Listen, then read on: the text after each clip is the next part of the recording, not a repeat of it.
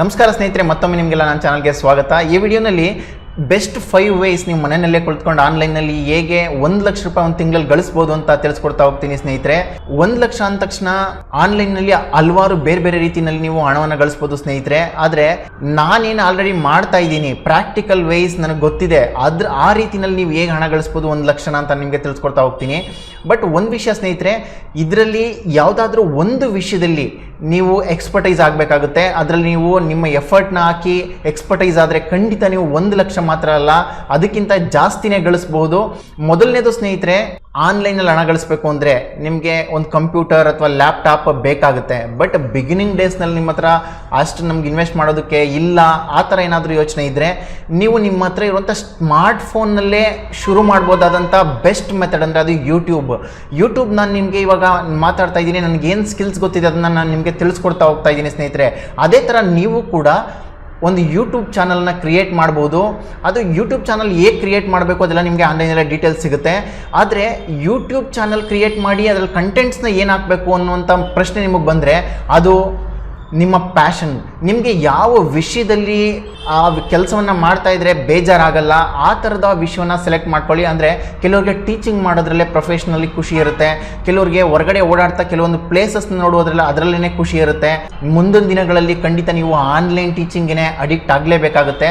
ಈಗ ಇನ್ನೂ ಹಲವು ಟಾಪಿಕ್ ಸಿಗುತ್ತೆ ಸ್ನೇಹಿತರೆ ನಿಮಗೆ. ಈ ಯಾವುದಾದ್ರು ಒಂದು ಟಾಪಿಕಲ್ಲಿ ನೀವು ಸೆಲೆಕ್ಟ್ ಮಾಡ್ಕೊಂಡು ಅದರಲ್ಲಿ ಯೂಟ್ಯೂಬ್ ಚಾನಲ್ನ ಕ್ರಿಯೇಟ್ ಮಾಡಿ, ಅದರಲ್ಲಿ ನಿಮ್ಗೆ ಏನು ಗೊತ್ತು ಅದನ್ನು ಜಸ್ಟ್ ಒಂದು ಮೊಬೈಲ್ ಫೋನ್, ಇವಾಗ ನಾನೇನು ಮಾಡ್ತಾ ಇದ್ದೀನಿ ಅಂದರೆ ನನ್ನ ಹತ್ರ ಒಂದು ಮೊಬೈಲ್ ಫೋನ್ ಇದೆ, ಇದರಲ್ಲಿ ರೆಕಾರ್ಡ್ ಮಾಡ್ತಾ ಇದ್ದೀನಿ, ಪ್ಲಸ್ ನಾನೊಂದು ಮೈಕ್ರೋಫೋನ್ ಯೂಸ್ ಮಾಡ್ತಾ ಇದ್ದೀನಿ ಸ್ನೇಹಿತರೆ. ಯಾಕಂದರೆ ಯೂಟ್ಯೂಬ್ ಚಾನಲ್ ನೀವು ಕ್ರಿಯೇಟ್ ಮಾಡಬೇಕಾದ್ರೆ ಮೊದಲನೇದಾಗಿ ಬೇಕಾಗಿರೋದು ವಿಡಿಯೋ ಎಷ್ಟು ಕ್ಲಾರಿಟಿ ಇದೆ ಅನ್ನೋದಕ್ಕಿಂತ ಅದು ಮುಖ್ಯನೇ, ಅದಕ್ಕಿಂತ ಮುಖ್ಯವಾಗಿ ವಾಯ್ಸ್ ಕ್ಲಾರಿಟಿ ಎಷ್ಟು ಚೆನ್ನಾಗಿದೆ. ಬೇರೆಯವ್ರು ನಿಮ್ಮ ವಿಡಿಯೋನ ನೋಡ್ತಾ ಇದ್ದರೆ ಅವ್ರಿಗೆ ವಾಯ್ಸ್ ಎಷ್ಟು ಚೆನ್ನಾಗಿ ಕೇಳಿಸ್ತಾ ಇದೆ ಅನ್ನೋದು ತುಂಬ ಮುಖ್ಯ ಆಗುತ್ತೆ. ಹಾಗಾಗಿ ನೀವು ಒಂದು 600 to 700 ರೇಂಜಲ್ಲಿ ಬೋಯಾ ಮೈಕ್ ಬರುತ್ತೆ ಆನ್ಲೈನಲ್ಲಿ, ನಿಮಗೆ ಅಮೆಝಾನ್ ಅಥವಾ ಫ್ಲಿಪ್ಕಾರ್ಟಲ್ಲಿ ಸಿಗುತ್ತೆ ಸ್ನೇಹಿತರೆ. ಇದನ್ನು ತಗೊಂಡು ನೀವು ನಿಮ್ಮ ಮೊಬೈಲ್ ಫೋನ್ಗೆ ಕನೆಕ್ಟ್ ಮಾಡಿ ಜಸ್ಟ್ ಕ್ಯಾಮ್ರಾ ಆನ್ ಮಾಡಿ ಈ ಥರ ಮಾತನಾಡ್ತಾ ಹೋಗಿ. ಅದಾದ ನಂತರ ನೀವು ಮಾಡಬೇಕಾಗಿರೋದೇನೆಂದರೆ, ಅದೇ ವೀಡಿಯೋಸ್ನ ನೀವು ಯೂಟ್ಯೂಬ್ನಲ್ಲಿ ಆಲ್ರೆಡಿ ನಿಮ್ಮ ಹತ್ರ ಜಿಮೇಲ್ ಅಕೌಂಟ್ ಇದ್ದೇ ಇರುತ್ತೆ, ಜಿಮೇಲ್ ಅಕೌಂಟ್ ಥ್ರೂನೇ ಯೂಟ್ಯೂಬ್ನ ಒಂದು ಚಾನಲ್ನ ಕ್ರಿಯೇಟ್ ಮಾಡಿ ಹೊಸದಾಗಿ. ಈಗಾಗಲೇ ನಿಮಗೆ ಗೊತ್ತಿದ್ರೆ ಓಕೆ, ಗೊತ್ತಿಲ್ಲ ಅಂದರೆ ಬೇಕಂದರೆ ಕೆಳಗಡೆ ಕಮೆಂಟ್ ಮಾಡಿ ತಿಳಿಸಿ ಸ್ನೇಹಿತರೆ. ಅದನ್ನು ಕೂಡ ಕಂಪ್ಲೀಟ್ ಎಕ್ಸ್ಪ್ಲೈನ್ ಮಾಡಿ ನಿಮ್ಗೆ ತಿಳಿಸ್ಕೊಡ್ತೀನಿ ಹೇಗೆ ನೀವು ಯೂಟ್ಯೂಬ್ ಚಾನಲ್ ಕ್ರಿಯೇಟ್ ಮಾಡಬೇಕು ಅಂತ. ಇಲ್ಲಾಂದರೂ ಹಲವಾರು ವೀಡಿಯೋಸ್ ಇದೆ ಈಗ ಆಲ್ರೆಡಿ ಯೂಟ್ಯೂಬ್ನಲ್ಲಿ ಅಥವಾ ಆನ್ಲೈನ್ನಲ್ಲಿ, ನೀವು ಅದನ್ನು ನೋಡಿಕೊಂಡು ಕೂಡ ಕಲ್ತ್ಕೋಬೋದು. ಅದನ್ನು ಕಲ್ತ್ಕೊಂಡು ನಿಮಗೆ ಗೊತ್ತಿರೋಂಥ ವಿಷಯಗಳನ್ನೇ ಟೀಚ್ ಮಾಡ್ತಾ ಹೋಗಿ, ಅದ್ರ ಕಂಟೆಂಟ್ನ ಹಾಕ್ತಾ ಹೋಗಿ. ಇನ್ನೂ ಒಂದು ವಿಷಯ ಸ್ನೇಹಿತರೆ, ನೀವು ಸ್ಟಾರ್ಟಿಂಗಲ್ಲಿ ಮಿಸ್ಟೇಕ್ ಮಾಡಿ ಪರವಾಗಿಲ್ಲ, 10 ಸಲ ಮಿಸ್ಟೇಕ್ ಮಾಡಿ, 100 ಸಲ ಮಿಸ್ಟೇಕ್ ಮಾಡಿ ಮಾಡ್ತಾ ಹೋಗಿ. ಬಟ್ ಅದೇ ಮಿಸ್ಟೇಕ್ನ ಮತ್ತೆ ಮಾಡಬೇಡಿ, ಅದನ್ನು ಇಂಪ್ರೂವ್ ಮಾಡ್ಕೊಳ್ತಾ ಹೋಗಿ.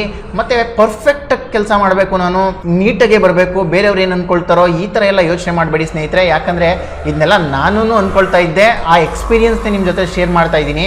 ಬೇರೆಯವ್ರು ಏನು ಅಂದ್ಕೊಳ್ತಾರೆ ಅನ್ನೋದ್ರ ಬಗ್ಗೆ ಬಿಟ್ಟು ನಿಮ್ಮ ಕಾನ್ಸಂಟ್ರೇಷನ್ ಜಸ್ಟ್ ನಿಮ್ಮ ಕ್ಯಾಮ್ರಾ ಮೇಲೇ ಇರಲಿ. ನೀವು ಕ್ಯಾಮ್ರಾ ಜೊತೆಲಿ ಮಾತಾಡ್ತಾ ಹೋಗಿ, ನಿಮ್ಗೆ ಏನು ಗೊತ್ತು ಅದನ್ನು ನೀವು ಮಾತಾಡ್ತಾ ಹೋಗಿ. ಸೊ ಬೆಸ್ಟ್ ರಿಸಲ್ಟ್ ನಿಮಗೆ ಗೊತ್ತಾಗ್ತಾ ಹೋಗುತ್ತೆ ಸ್ವಲ್ಪ ದಿನಗಳಲ್ಲಿ.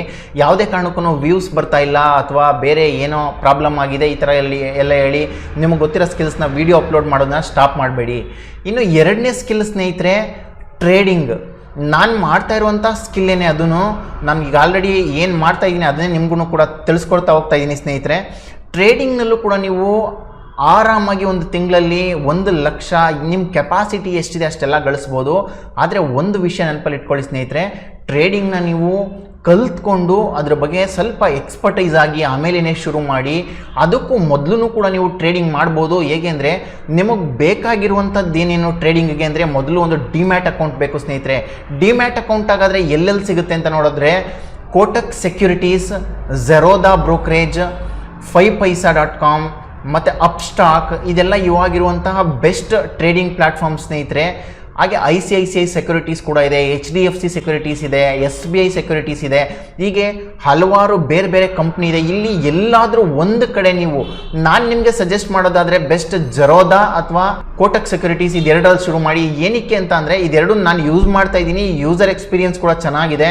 ಝೆರೋದಾ ಅಥವಾ ಅಪ್ಸ್ಟಾಕ್ ಈ ಥರದಲ್ಲಿ ಕ್ರಿಯೇಟ್ ಮಾಡಿದ್ರೆ ನಿಮಗೆ ಬ್ರೋಕರೇಜ್ ತುಂಬ ಕಡಿಮೆ ಬೀಳುತ್ತೆ ಸ್ನೇಹಿತರೆ. ಆದರೆ ನಿಮಗೆ ಸ್ವಲ್ಪ ಸೇಫರ್ ಸೈಡ್ ಬೇಕು ನನಗೆ ತುಂಬಾ ಅಂತ ಯೋಚನೆ ಇದ್ದರೆ ಸ್ವಲ್ಪ ಬ್ರೋಕರೇಜ್ ಜಾಸ್ತಿ ಆಗುತ್ತೆ. ಕೋಟಕ್ ಸೆಕ್ಯೂರಿಟೀಸ್ ಕೂಡ ಬೆಸ್ಟ್ ಇದೆ. ನಿಮಗೆ ಯಾವುದು ಬೆಸ್ಟ್ ಅನಿಸುತ್ತೆ ಅದರಲ್ಲಿ ನೀವು ಅಕೌಂಟ್ನ ಒಂದು ಡಿಮ್ಯಾಟ್ ಅಕೌಂಟ್ನ ಓಪನ್ ಮಾಡಿ. ಡಿಮ್ಯಾಟ್ ಅಕೌಂಟ್ ಓಪನ್ ಮಾಡಿದ ತಕ್ಷಣ ನೀವು ಟ್ರೇಡಿಂಗ್ ಮಾಡಲೇಬೇಕು ಆ ಥರ ಎಲ್ಲ ಏನಿಲ್ಲ ಸ್ನೇಹಿತರೆ. ಡಿಮ್ಯಾಟ್ ಅಕೌಂಟ್ ಓಪನ್ ಮಾಡೋಕ್ಕೆ ನಿಮಗೆ ಒಂದು 500 to 700 800 ನೀವು ಎಲ್ಲಿ ಓಪನ್ ಮಾಡ್ತೀರಾ ಅದ್ರ ಮೇಲೆ ಡಿಪೆಂಡ್ ಆಗುತ್ತೆ. ಇಷ್ಟು ಖರ್ಚಾಗ್ಬೋದು ಅಷ್ಟೇ. ಅದಾದಮೇಲೆ ನೀವು ಅದು ನಿಮ್ಮ ಬ್ಯಾಂಕ್ ಅಕೌಂಟ್ ಥರ ಅಲ್ಲಿ ನೀವು ಎಷ್ಟು ಹಣವನ್ನು ಬೇಕಂದ್ರೂ ಹಾಕ್ಬೋದು ಮತ್ತು ವಿತ್ಡ್ರಾ ಮಾಡ್ಬೋದು ಅಥವಾ ಹಾಕ್ದೇನೇನೂ ಕೂಡ ಇರ್ಬೋದು. ನೀವು ಬಿಗಿನಿಂಗ್ ಡೇಸಲ್ಲಿ ಏನು ಮಾಡಬೇಕು ಅಂತಲೂ ಕೂಡ ನಾನು ನಿಮಗೆ ತಿಳಿಸ್ಕೊಡ್ತೀನಿ ಸ್ನೇಹಿತರೆ. ನೀವು ಜಸ್ಟ್ ಒಂದು ಡಿಮ್ಯಾಟ್ ಅಕೌಂಟ್ನ ಓಪನ್ ಮಾಡಿ ಅದನ್ನ ಹೇಗೆ ಉಪಯೋಗಿಸ್ಬೇಕು ಅಕೌಂಟ್ನ ಅನ್ನೋದ್ರ ಬಗ್ಗೆ ಜಸ್ಟ್ ತಿಳ್ಕೊಳ್ತಾ ಹೋಗಿ. ನಿಮ್ಗೇನಾದರೂ ಅದ್ರ ಬಗ್ಗೆನೂ ವೀಡಿಯೋಸ್ ಬೇಕಂದರೆ ಕೆಳಗಡೆ ಕಮೆಂಟ್ ಮಾಡಿ ತಿಳಿಸ್ತೀನಿ ಸ್ನೇಹಿತರೆ. ನಿಮಗೆ ಜರೋದಾ ಅಥವಾ ಅಪ್ ಸ್ಟಾಕ್ ಅಥವಾ ಕೋಟಕ್ ಸೆಕ್ಯೂರಿಟೀಸ್ ಇದೆಲ್ಲನೂ ಕೂಡ ನಾನು ಆಲ್ರೆಡಿ ಯೂಸ್ ಮಾಡ್ತಾ ಇದ್ದೀನಿ. ಅದು ಹೇಗೆ ಯೂಸ್ ಮಾಡಬೇಕು ಅನ್ನೋದ್ರ ಬಗ್ಗೆ, ಹೇಗೆ ಆ ಪ್ಲಾಟ್ಫಾರ್ಮ್ನ ಉಪಯೋಗಿಸ್ಬೇಕು ಅನ್ನೋದ್ರ ಬಗ್ಗೆ ಕೂಡ ನಾನು ನಿಮಗೆ ತಿಳಿಸ್ಕೊಡ್ತಾ ಹೋಗ್ತೀನಿ.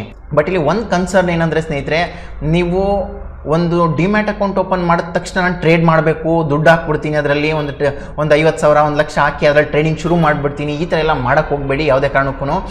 ಅಕೌಂಟ್ ಓಪನ್ ಮಾಡಿ ಅದರಲ್ಲಿ ಇಂಡೆಕ್ಸ್ ಅಂದರೆ ಏನು, ಸ್ಟಾಕ್ಸ್ ಯಾವ ಥರ ಮೂವ್ಮೆಂಟ್ಸ್ ಆಗುತ್ತೆ, ಇದನ್ನೆಲ್ಲ ಮಿನಿಮಮ್ ಅಂದರೂ ಒಂದು 3 months ಅಟ್ಲೀಸ್ಟ್ ನೋಡ್ಕೊಳ್ತಾ ಹೋಗಿ. ಇದು ಖಂಡಿತ ನೀವು ನಿಮ್ಮ ಮೇಲೇ ಮಾಡುವಂಥ ಇನ್ವೆಸ್ಟ್ಮೆಂಟ್ ಸ್ನೇಹಿತರೆ.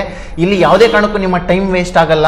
ನೀವು ಬೇರೆದ್ರಲ್ಲಿ ಟೈಮ್ ವೇಸ್ಟ್ ಮಾಡೋ ಬದಲು ಇದನ್ನು ಖಂಡಿತ ಮಾಡ್ತಾ ಹೋಗಿ. ಆವಾಗ ನಿಮಗೆ ಸ್ಟಾಕ್ ಮೂವ್ಮೆಂಟ್ಸ್ ಬಗ್ಗೆ, ಇಂಡೆಕ್ಸ್ ಬಗ್ಗೆ, ಫ್ಯೂಚರ್ ಆ್ಯಂಡ್ ಆಪ್ಷನ್ಸ್ ಬಗ್ಗೆ ಅಥವಾ ಸ್ಟಾಕ್ಸ್ ಯಾವ ರೀತಿ ಅಪ್ಸ್ ಆ್ಯಂಡ್ ಡೌನ್ಸ್ ಆಗುತ್ತೆ ಇದ್ರ ಬಗ್ಗೆ ಎಲ್ಲ ತಿಳ್ಕೊಳ್ತಾ ಹೋಗ್ತೀರಾ. ಅದಾದಮೇಲೆ ನೀವು ಲೈಟಾಗಿ ತುಂಬ ಕಡಿಮೆ ಅಮೌಂಟಿಂದ ನೀವು ಟ್ರೇಡಿಂಗ್ನ ಶುರು ಮಾಡಿ. ಆಗ ನಿಮಗೇನೆ ಒಂದು ಎಕ್ಸ್ಪೀರಿಯನ್ಸ್ ಹೋಗ್ತಾ ಹೋಗುತ್ತೆ. ನೀವು ಜಸ್ಟ್ ಹೊರಗಡೆ ಎಲ್ಲ ಬೇರೆ ವೀಡಿಯೋಸಲ್ಲಿ ಅಥವಾ ನಾಲೆಡ್ಜ್ ತಗೋಬೋದಷ್ಟೇ. ಆದರೆ ನೀವೇ ಟ್ರೇಡಿಂಗ್ ಶುರು ಮಾಡಿದಾಗಲೇ ನಿಮಗೆ ಅದರ ರಿಯಾಲಿಟಿ ಗೊತ್ತಾಗೋದು. ಬಟ್ ಅದಕ್ಕೂ ಮುಂಚೆ ನೀವು ಒಂದು 3 months ಅಬ್ಸರ್ವೇಷನ್ಲಿದ್ದಾಗ ನಿಮಗೆ ಖಂಡಿತ ಅದ್ರ ಬಗ್ಗೆ ಕಂಪ್ಲೀಟ್ ಡೀಟೇಲ್ಸ್ ಸಿಗ್ತಾ ಹೋಗುತ್ತೆ ಸ್ನೇಹಿತರೆ. ಯಾವ್ಯಾವ ಕಂಪ್ನಿ ಇದೆ ನಮ್ಮ ಇಂಡಿಯಾನಲ್ಲಿ, ನಿಮ್ಗೆ ಏನೂ ಸಿಕ್ಕಿಲ್ಲ ಅಂದರೂ ಅತಿ ಹೆಚ್ಚು ಕಂಪ್ನೀಸ್ ಬಗ್ಗೆ ಮತ್ತು ಬಿಸ್ನೆಸ್ ಬಗ್ಗೆ ನಾಲೆಡ್ಜ್ ಸಿಗ್ತಾ ಹೋಗುತ್ತೆ ಸ್ನೇಹಿತರೆ. ಅದಾದಮೇಲೆ ನೀವು ಟ್ರೇಡಿಂಗ್ನ ಶುರು ಮಾಡ್ಬೋದು. ಟ್ರೇಡಿಂಗಲ್ಲಿ ನಾನು ನಿಮಗೆ 1 ಲಕ್ಷ ಅಂತ ಹೇಳಲ್ಲ, ಅನ್ಲಿಮಿಟೆಡ್ ಅದು. ನೀವು ನಿಮ್ಮ ಟಾರ್ಗೆಟ್ಸ್ನ ಎಷ್ಟು ಹಾಕ್ಕೊಳ್ತೀರಾ, ನಿಮ್ಮ ಸ್ಕಿಲ್ಸ್ ಎಷ್ಟಿದೆ ಅಷ್ಟು ಕೂಡ ಗಳಿಸ್ಬೋದು. ಹಾಗೆಯೇ ಕಡಿಮೆ ಟಾರ್ಗೆಟಿಂದನೇ ಶುರು ಮಾಡಿ, ಕಡಿಮೆ ಅಮೌಂಟಿಂದನೇ ಶುರು ಮಾಡಿ, ಅದರಲ್ಲಿ ನೀವು ಸಕ್ಸಸ್ ರೇಟ್ ಏನಾಗುತ್ತೆ ನೋಡ್ಕೊಂಡೋಗಿ ಅದ್ರ ಮೇಲೆ ನೀವು ಇನ್ಕ್ರೀಸ್ ಮಾಡ್ತಾ ಹೋಗಿ. ಈ ಥರ ಕನ್ಸಿಸ್ಟೆನ್ಸಿಯನ್ನು ಮೇಂಟೈನ್ ಮಾಡಿ ಸ್ನೇಹಿತರೆ. ಅದಾದಮೇಲೆ ನೆಕ್ಸ್ಟ್ ನಿಮಗೆ ಸ್ನೇಹಿತರೆ ಅಫಿಲಿಯೇಟ್ ಮಾರ್ಕೆಟಿಂಗ್ ಅಂದರೆ ಏನು ಹಾಗಾದರೆ ಅಂತ ನಿಮಗೀಗ ಕೆಲವ್ರಿಗೆ ಗೊತ್ತಿರ್ಬೋದು. ನಿಮ್ಮ ಯಾವುದೇ ಇನ್ವೆಸ್ಟ್ಮೆಂಟ್ಸ್ ಇಲ್ಲದೆ ₹1 ಕೂಡ ನೀವು ಇನ್ವೆಸ್ಟೇ ಮಾಡದೆ ತಿಂಗಳಲ್ಲಿ ಲಕ್ಷಾಂತರ ರೂಪಾಯಿ ಎಲ್ಲ ಸ್ನೇಹಿತರೆ, ಅದರಲ್ಲೇ ಒಂದು ತಿಂಗಳಲ್ಲೇ ಕೋಟಿನೂ ಗಳಿಸ್ತಾ ಇರೋರಿದ್ದಾರೆ. ಅದು ಹೇಗೆ ಅಂತ ನಾನು ನಿಮ್ಗೆ ತಿಳಿಸ್ಕೊಡ್ತೀನಿ ನೋಡಿ.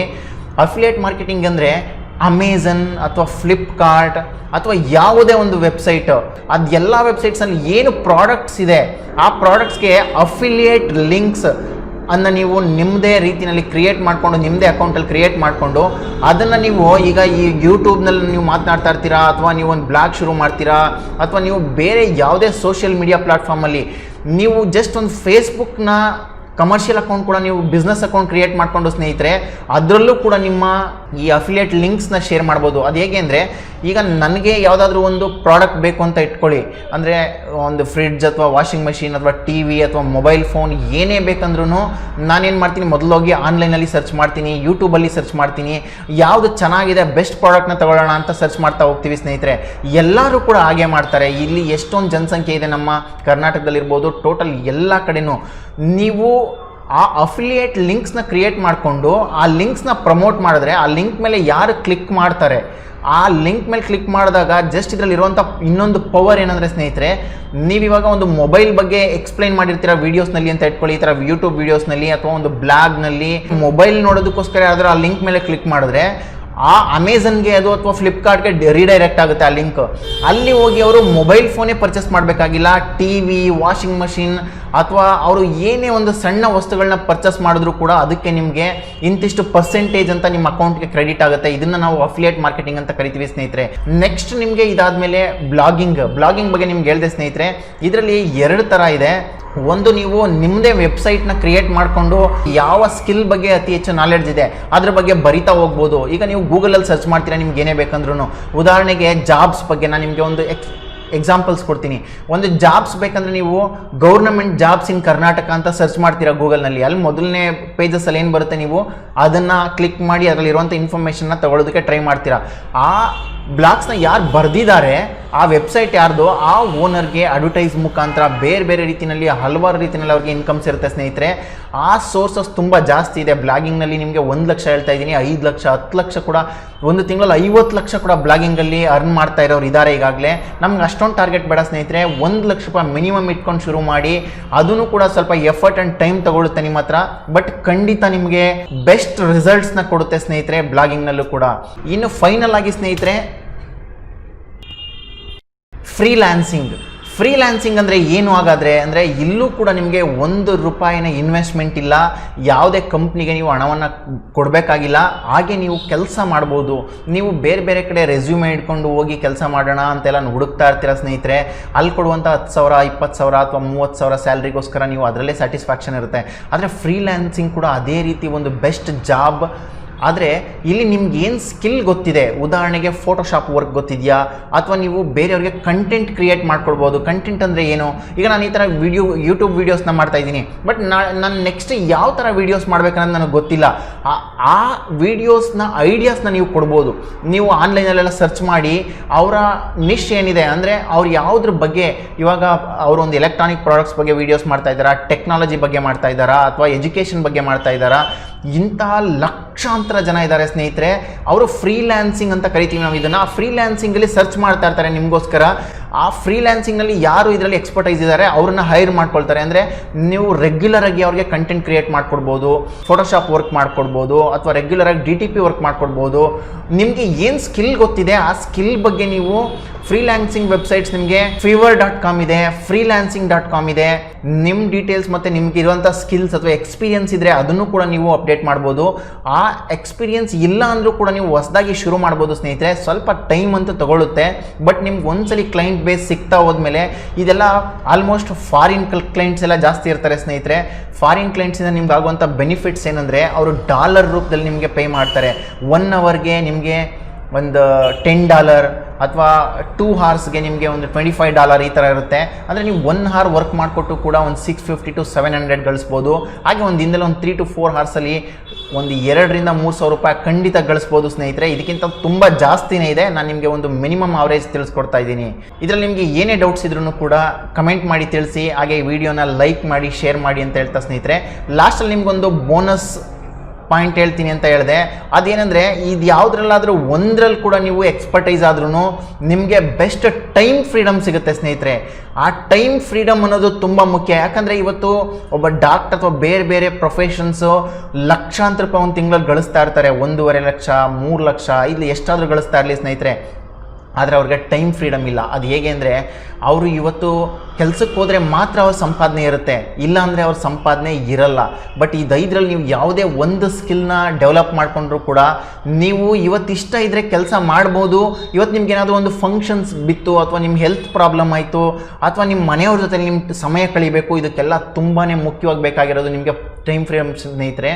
ಟೈಮ್ ಫ್ರೀಡಮ್ ನಿಮಗೆ ಎಷ್ಟು ಖುಷಿ ಕೊಡುತ್ತೆ ಅಂದರೆ ಅದನ್ನ ನಾನು ಇವಾಗಲೇ ಅನುಭವಿಸ್ತಾ ಇದ್ದೀನಿ. ನನಗದು ಎಕ್ಸ್ಪೀರಿಯನ್ಸ್ ಇದೆ. ಯಾಕಂದರೆ ಹೊರಗಡೆ ನಾನು ಕೂಡ ಕೆಲಸ ಮಾಡ್ತಾಯಿದ್ದೆ. ನಾವು ಕೆಲಸಕ್ಕೆ ಹೋಗುವಾಗ ನಮ್ಗೆ ಒಂದಿನ ರಜಾ ಬೇಕಂದ್ರೆ ಅವ್ರ ಹತ್ರ ಪರ್ಮಿಷನ್ ಕೇಳೋಕ್ಕೆ ಹೋಗ್ತೀವಲ್ಲ, ಅಂಥ ತುಂಬ ದುಃಖದ ವಿಷಯ ಸ್ನೇಹಿತರೆ. ಅದು ನಾನು ಹೇಳೋಕ್ಕಾಗಲ್ಲ ನಿಮಗೆ. ನಿಮಗೂ ಕೂಡ ಅದರ ಎಕ್ಸ್ಪೀರಿಯನ್ಸ್ ಆಗುತ್ತೆ ಅಥವಾ ಆಗಿರುತ್ತೆ ಈಗಾಗಲೇ. ಅದಕ್ಕೋಸ್ಕರ ಇದರಲ್ಲಿ ನೀವು ಯಾವುದಾದ್ರೂ ಒಂದರಲ್ಲಾದರೂ ಎಕ್ಸ್ಪರ್ಟೈಸ್ ಆಗಿ ಈ ಟೈಮ್ ಫ್ರೀಡಮ್ನು ಕೂಡ ಎಂಜಾಯ್ ಮಾಡಿ. ನಿಮ್ಮ ಫ್ಯಾಮಿಲಿ ಜೊತೆ ಅಥವಾ ನಿಮ್ಮ ಪರ್ಸ್ನಲ್ ವಿಷಯಕ್ಕೋಸ್ಕರ ಟೈಮ್ ಕೊಡೋದಕ್ಕೂ ನಿಮಗೆ ಟೈಮ್ ಸಿಗುತ್ತೆ, ಮತ್ತು ಅರ್ನಿಂಗ್ಸು ಕೂಡ ಆಗುತ್ತೆ ಅಂತ ಹೇಳ್ತಾ, ಇದೇ ರೀತಿ ವಿಡಿಯೋಗಳ ಜೊತೆ ನಾನು ನಿಮಗೆ ಮತ್ತೆ ಸಿಗ್ತೀನಿ ಸ್ನೇಹಿತರೆ. ಜೈ ಹಿಂದ್, ವಂದೇ ಮಾತರಂ.